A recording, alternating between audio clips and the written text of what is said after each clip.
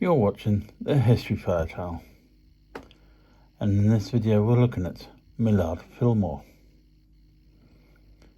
Millard Fillmore was born on January 7th, 1800 and would die on March 8th, 1874. Fillmore was the 13th President of the United States, serving from 1850 to 1853. He was the last member of the Whig Party while in the White House.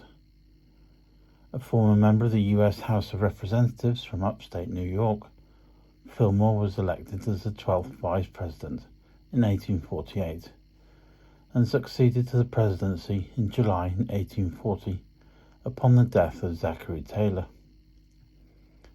Fillmore was instrumental in the passing of the Compromise of 1850, a bargain that led to a brief truce in the battle over the expansion of slavery.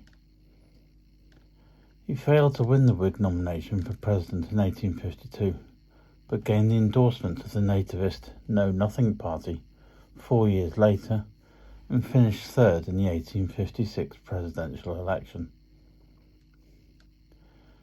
Fillmore was born into poverty in the Finger Lakes area of upstate New York.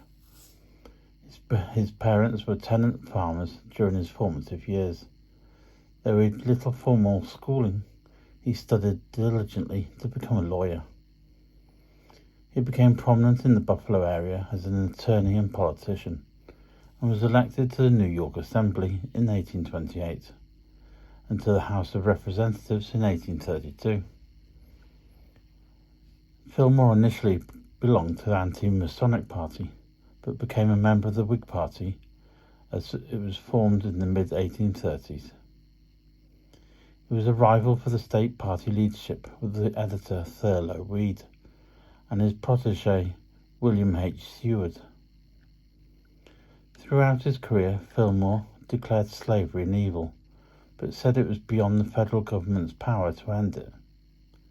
Seward was openly hostile to slavery and argued that the federal government had a role to play in ending it. Fillmore was an unsuccessful candidate for Speaker of the U.S. House of Representatives when the Whigs took control of the chamber in 1841, but was made chairman of the Ways and Means Committee.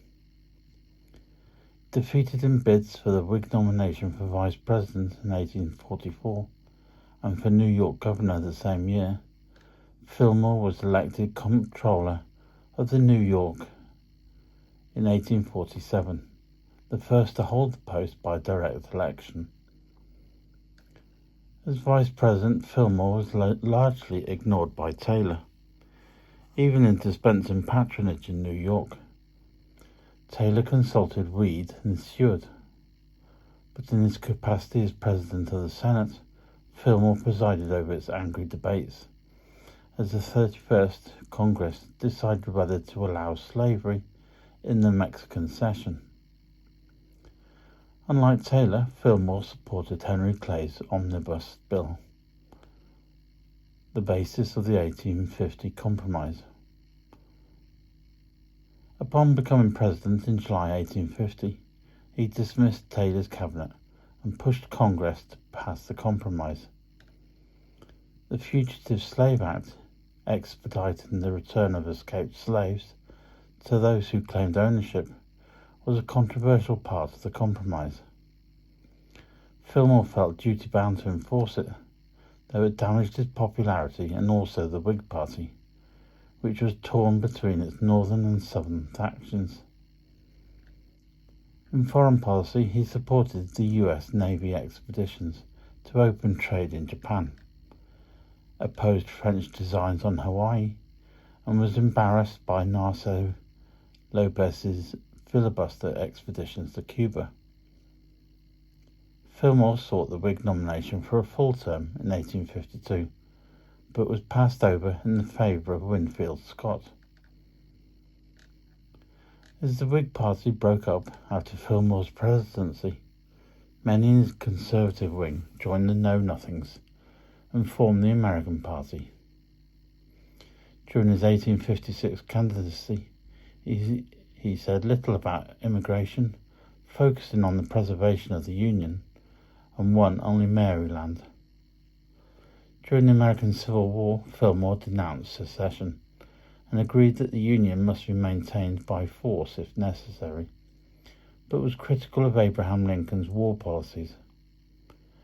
After peace was restored, he supported President Andrew Johnson's Reconstruction policies, and Fillmore remained involved in civic interests in retirement, including as Chancellor of the University of Buffalo, which he helped found in 1846.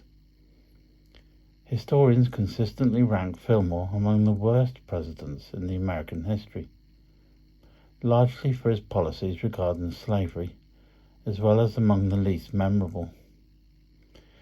His association with the Know-Nothings and support of Johnson's Reconstruction policies further tarnished his reputation and legacy.